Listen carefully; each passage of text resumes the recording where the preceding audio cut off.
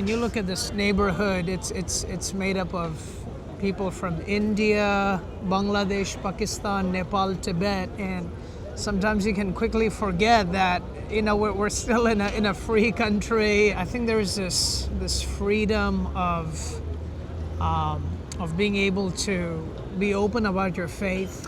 And honestly, I'm always challenged by my Muslim friends because they never hide about their faith. They never hesitate to say who they are and who they follow. In fact, they're very proud about that.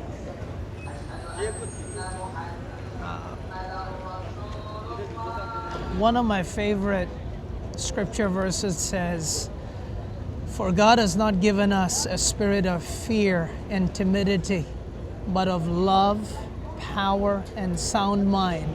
And I think what stops us from living out that spirit-filled life is ignorance of who our neighbors are, of really not knowing what they really believe, and ignorance largely because we don't engage with them.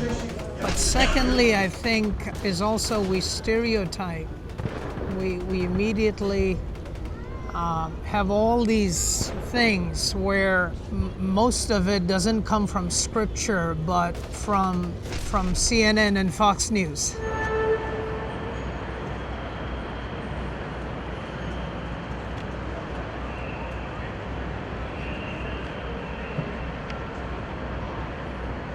I always quote David Garrison, our executive director. He said, "There was a time we send our best to the ends of the earth, but now the ends of the earth are sending their best to us."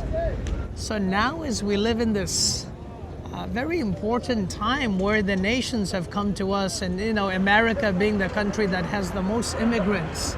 And so even as the nations have come to us, I think as a church, we ought to respond with love. Jesus always looked at a crowd, and there's a whole crowd over here. But when he looked at crowds, he always saw them as a harvest, ripe for us to reap.